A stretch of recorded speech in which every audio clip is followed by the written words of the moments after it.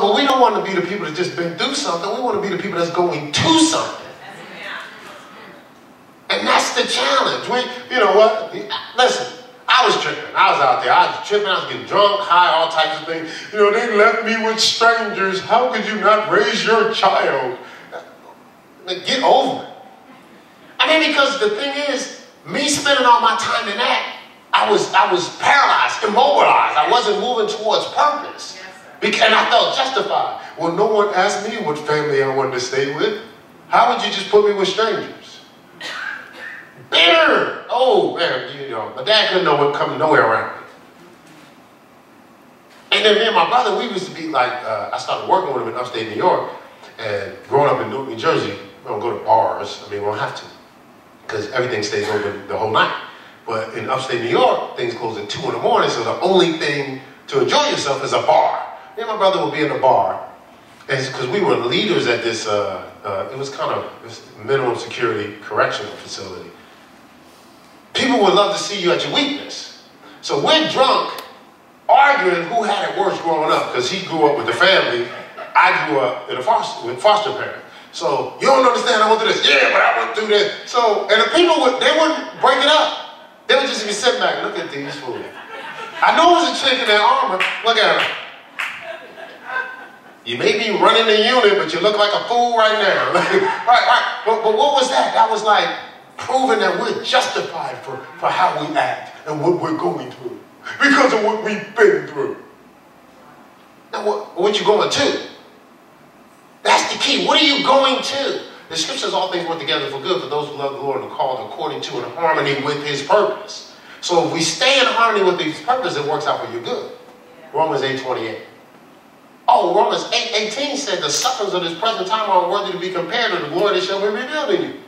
Nothing you go through can line up with what you're about to experience in fulfillment with God. That's what the scripture says. Then you actually pass verse 28, you go to verse 31, and it says, oh, God before you, who can be against you? Are you kidding? Nothing can stop you if you stay connected with God. That's why he left that story of Joseph in there. Like, look at all he went through, and no matter what, he never disconnected himself from God. So we got to get back on. Oh, I turned out of the chapter I was in.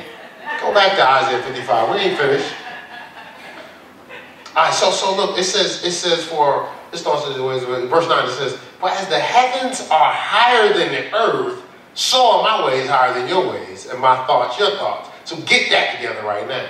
It says, for as the rain cometh down, and the snow from heaven, and returneth not thither, but watereth the earth, and maketh it bring forth and bud, that it may give seed to the sower and bread to the eater. It says, look, so shall my word. So when I give you a word and give you a vision, it says, when I give you that vision, it says, it'll go forth out of my mouth, and it shall not return unto me void, but it shall accomplish which I please, and it shall prosper in the thing wherein I sent it. So he says, so when I say something to you, oh, it's going to happen. The only way it doesn't happen is if you detach your faith from it. But if you keep your faith attached to it, it's going to happen. I don't care how it looks, how crazy it seems. I gave you the example of the guy that God told him he was going to be a professional boxer. Then he gets locked up unjustly. So he's locked up when he's young, when he's in his prime to be a professional boxer. He gets locked up, and he's locked up until he's 50, or 52. He gets out, and somebody hears about the story, I think Oscar De La Hoya, and he had a professional fight. He's 50, the guy's 20. Destroyed the guy. I mean, wiped the guy out. Guess what? He fought a professional fight. Exactly what God told him to do. Guess what? He also gets $1 million just for being locked up unfairly. And guess what? There's definitely going to be a movie, and there's definitely going to be a book. He had to hang in there, though. How many people are like, I'm 50, man. I don't know what God was talking about, but we won't be doing no professional fighting anytime soon. And I've been locked up in jail. You see that? But you got to hang in there. You got to hang in there. I was watching the show. Well, I spoke about the negative aspect of it the other day. But one of the judges that have a show, they started the show when they was 50. They They started their career at 50. That's when they started. I forgot the millionaire's name, but he started this business when he was 60. Wow. Multi-millionaire. I was watching a 5th degree black belt. She was 83. We was watching, it was an inversion table, and they was showing all the different examples. She was breaking it down too. She 83, she had the moves, Yes. She wasn't faking like we used to do when we used to watch Bruce Lee. She wasn't like doing that. She like really legitimately was breaking boards and stuff. She's 83.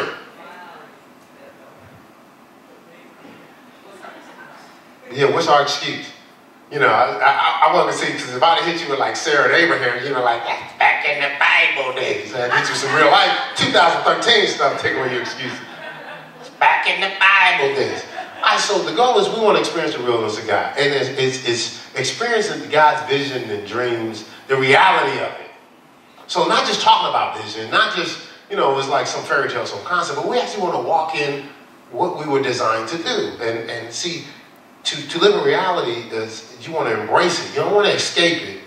And it's something that's clearly seen. You're face to face with it. But a lot of times we get closer and closer to something that we need God to do. And we choke, so we never get to experience the reality of why we even live in this life. Because there's something in us that's going, I'm good right here. I'm just good right here. Yeah, you're good right here, but what about the people that you're supposed to affect? Romans 8:19, all creation is waiting for the manifestation of the sons of God, waiting for us to get in rightful place. So you're good with just you and your world. But what about the people you're supposed to be impacting? Are they good? What about God? Is he good? So God put you on this earth to stay in your crib, to watch your TV on your computer, having relationships with yourself. Did I say that? I said that? I already came out. Too late. Too late. Personal foul, unnecessary roughness. 15-year-old. All right, so you end up doing that, and so you're so cool in your world. Your world's comfortable. You shiny in your world. But what about the people you're supposed to be impacting? What about being faithful in another man's things you're supposed to be committed to? You think you consuming what you're doing in your world gonna last? Oh no, that's gonna run out. And when it's gonna run out, you're gonna be looking for vision. But you haven't prepared for it. So then now you're gonna feel all down and out. What's taking so long? What's taking so long is why you were supposed to be preparing for the vision. You was out there playing around, just consuming everything. But come on, let's get back. But God said, come on back. He said, come on back. I'll pardon you for your lack of diligence and preparation, what I told you to do from the beginning. It was just come on back. When I said come on back, he said, I'm not saying come on back just to be in the proximity. Come on back to communion and commitment. Lock it on me. Because you've already shown commitment and diligence in their stuff. So we already know you can be committed. So now that you've already showed the ability to commit and be diligent, how about doing it for what you were designed to do? You're working for less than you deserve, so you already showed. So don't trip because I asked you to do something, because they asked you to do stuff. Who was I talking to? It was you. Yeah, we had guy talk yesterday, so we were talking about the faith of a man. We kind of going through a little series. We did the strength of a man, the love of a man. We talk about the faith of a man. So we are doing something with the guys. We just haven't got the fellowship and kicking it yet. Nah, see, y'all can't be telling us what to do. We might want to watch the Super Bowl by ourselves. But anyway, but Mike was saying something how he's in college, but he's interviewing the people that he worked for at Walmart. So the goal of Walmart is for people to get it to be a Walmart manager. He said, I think the manager makes about, he said like 150,000. I just threw in a 7 just for a bonus. All right, so 150,000 a year. He says, but some of the managers, because they're on salary, so a lot of times they'll show up. And he said, what you doing here? He says, I'm working for free today. Then he said, some of them will be there on vacations. Because they're trying to show the boss, hey, eventually I'll get that promotion. And I'll be the manager. I'll be the store manager making a whole 150,000. Now, God can have $6 billion for them, but they want to settle for 150, and then by the time they get to the 150, again, they'll still be on salary, and they're going to make them work at almost a $500,000 level for 150,000. Because some of y'all working like at $300,000 level for 30,000. But anyway, what? Drive by your house? Yeah. Parked in your garage? Okay. You walked in the crib?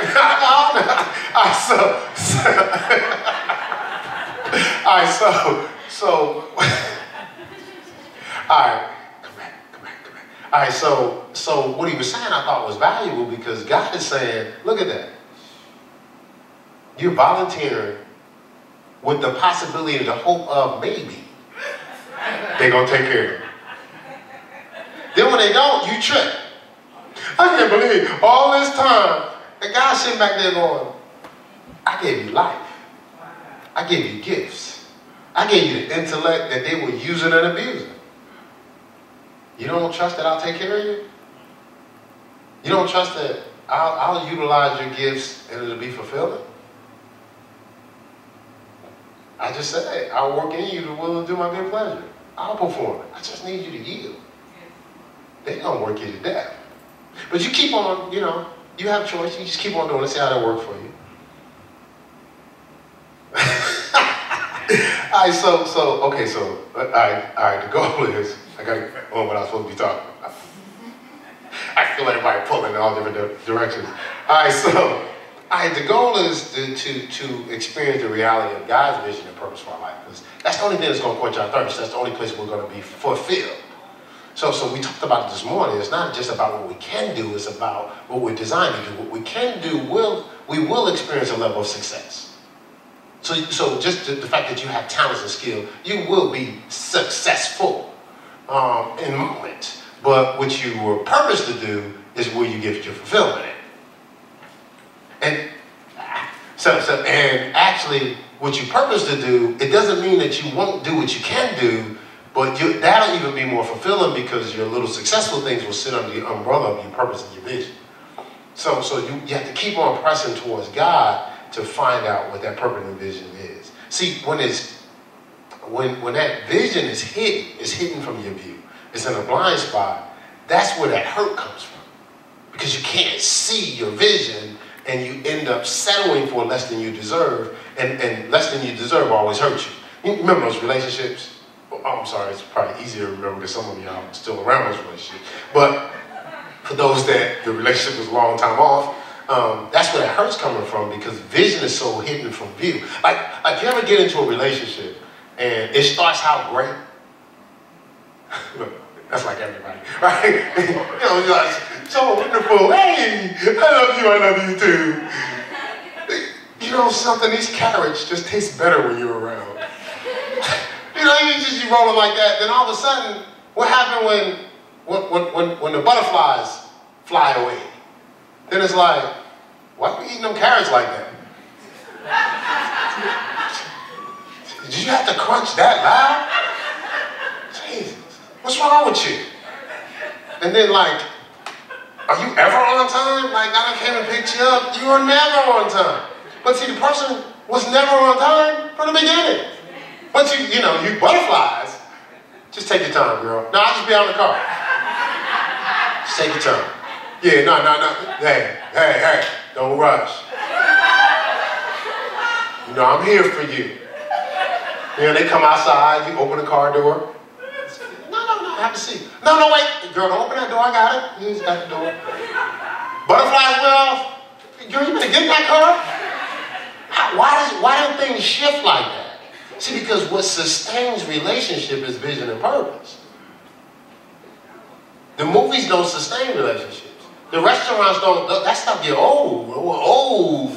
After a while, you're like, we haven't seen that movie before. Let's just get a DVD. Let's just do Rambo. Right, but at first it was like, let's go into the movie. We went to the movies today. It was so romantic. And sometimes the flowers even get old. You'd be like,